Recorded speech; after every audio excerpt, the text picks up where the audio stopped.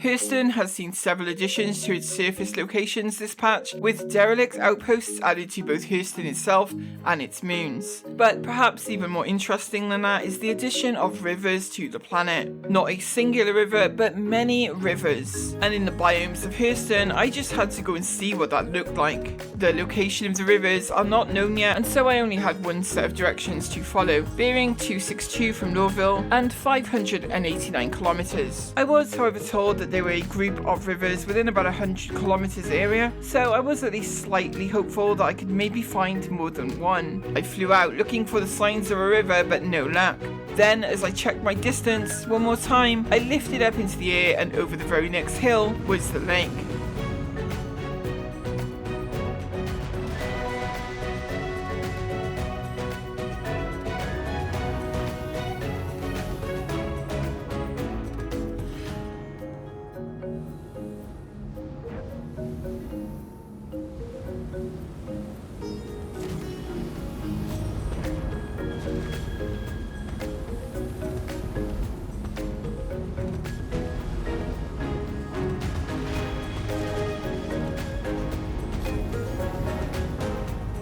This first river seemed very short, much shorter than the Microtech river certainly, but I figured I'd land at the lake and go take a look.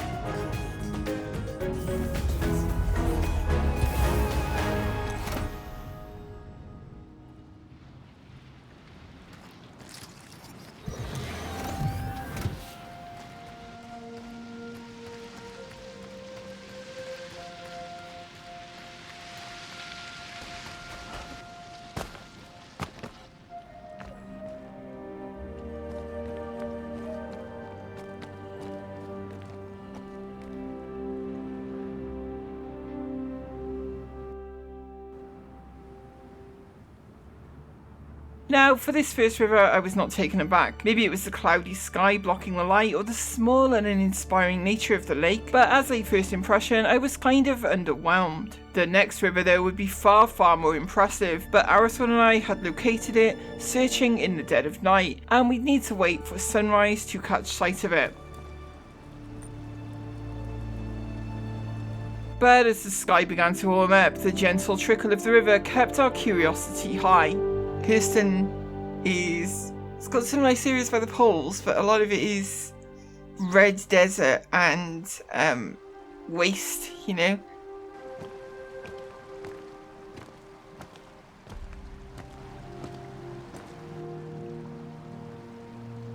And slowly but surely, the sun was rising over this area of Hurston.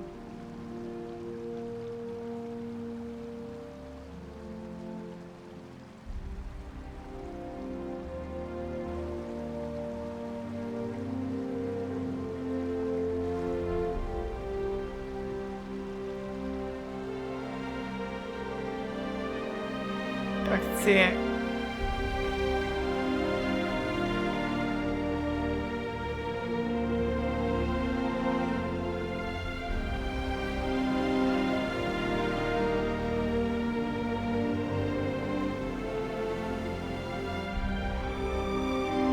It's so big as well.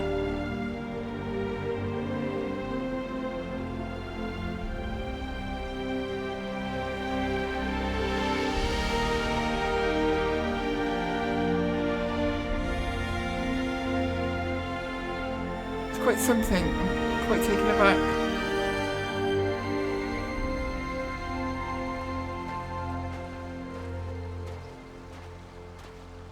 The reflections on the surfaces as the sun starts hitting them here in the rocks. Yeah.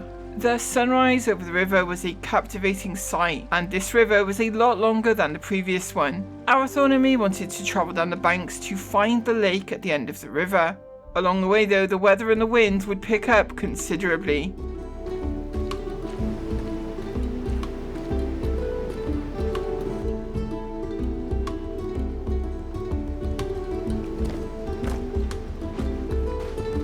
And soon the lake was in view.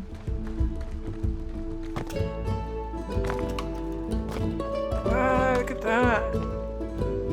Wait a minute, it's not like it looks like a kind of, you know, like when a quarry floods. So cool. We wanted to head closer, but we need to be very careful about our descent. So I can get some sunlight reflecting on it. Ooh, that is steep. Ooh, that is a cliff right there. You definitely want to go around. And as we made it down, we catch some amazing views on this cloudy Hurston morning.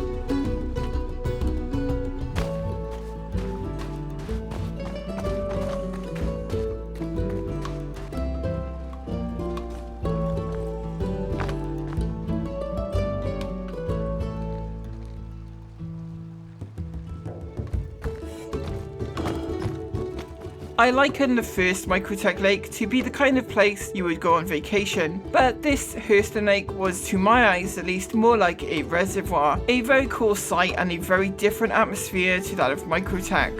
Hurston was up ahead and had fallen, causing him to become incapped. I needed to rush to his aid.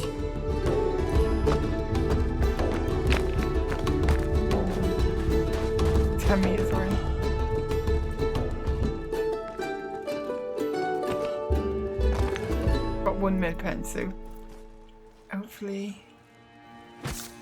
So another session now, and we were out searching that same area again. It would be nice if CIG gave more information on the location of these rivers, but for now we just have to search as best we can. And I was about to sight a very long river down below.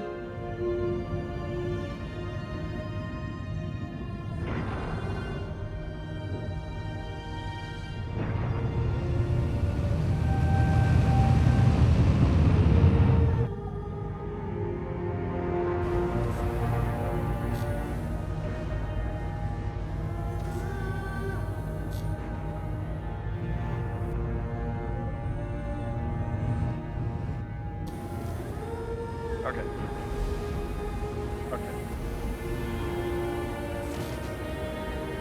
Right, I mean, I'm gonna use like a motorcycle or cover cycle or something.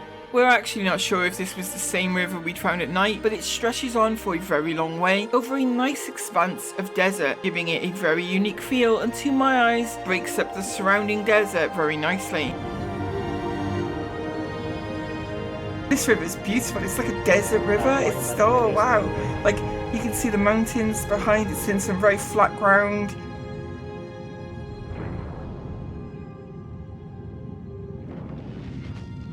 First landing would be back near the start of the river to check out the shallow and rocky stream.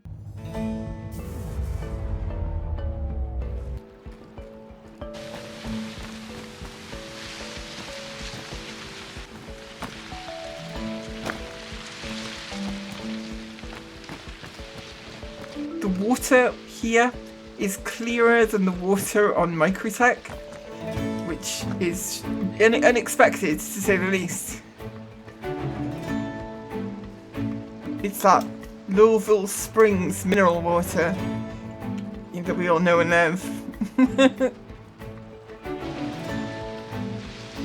And when landing further down, that desert river feeling was very prominent. I like it a lot, I must admit. But this river, I give it my stamp of approval. This one is just a lovely desert river.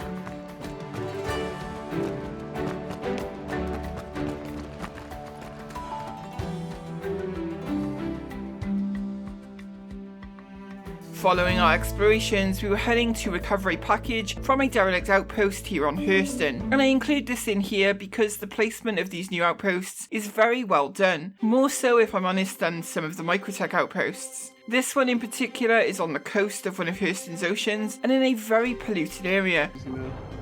It's a good time of day to do some killing. It makes for a very cool backdrop for fighting, even if the AI is not up to the task of convincingly fighting back yet.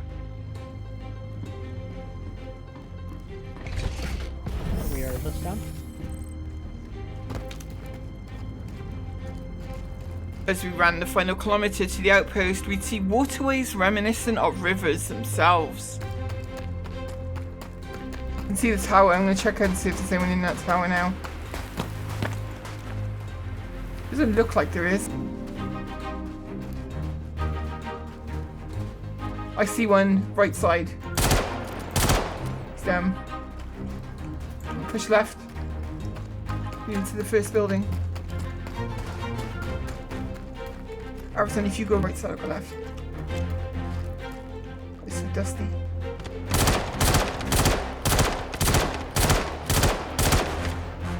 Reloading. Reloading. Top side. I'm down. We see him. I see him. Engaging. You think will let me pull you. Okay, I'm going to move to you. Contact. Right side. Okay, they're down. Top side's down. I got you? Yeah, I got you. Thank you. Down. Low is back up. down. We got more contact. Eyes on. There's quite a lot of them up there. I'm putting a frag over there. Fuck it. Frag out. Yeah, there's a lot.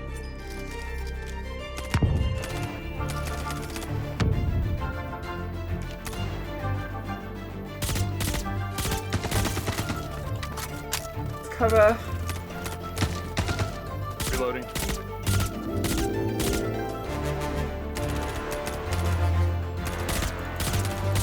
Okay, no one down.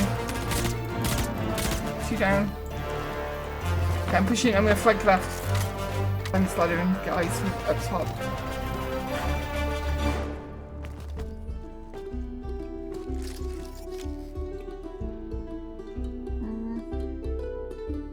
I think we might be clear. This location is extremely atmospheric. With the dusty morning air, the outpost seems to fit perfectly with the derelict wasteland of Hurston around it. It truly makes the outpost itself feel much more expansive because the backdrop seems to be an extension of the outpost itself. When server meshing brings with it reliable AI performance, I can imagine firefights in locations like this being extremely immersive and a lot of fun. We were able to recover the package we needed and move on with the mission, and we'll take a look at some of the other Hurston outposts in an upcoming video, including some very high enemy counts at some of them, and hopefully we'll learn some more river locations soon so we can go exploring those as well. As always, I want to thank all of you at home for watching and all of our amazing patrons who you can see on screen right now. Thank you all for the support you give the channel. It is a huge help and I want to thank each and every one of you. And for special thanks today, I want to mention Jeff McDowell, Simon Woodside, Samantha Gloom and Siani Overstreet, who each increased their pledge support to the channel this week. This means so much to me, guys. Thank you all. Our Patreon page only goes up to a $5 pledge level because honestly I don't know what I could offer as a reward for higher tiers. So the fact that members choose to go higher than the $5 pledge is just so generous and really lets me know that we're on the right track with the videos that we are making. Thank you all very much for helping us do that. And also I want to thank Sphinx40, who also recently became a backer over on Patreon. Sphinx is a long-time member of the Skunkworks org and might even be joining us for a Dragonfly adventure we have planned on Hurston very soon. Thank you for the support, Sphinx. You are awesome, dude. We'll be back with more from the 3.18 PTU very soon.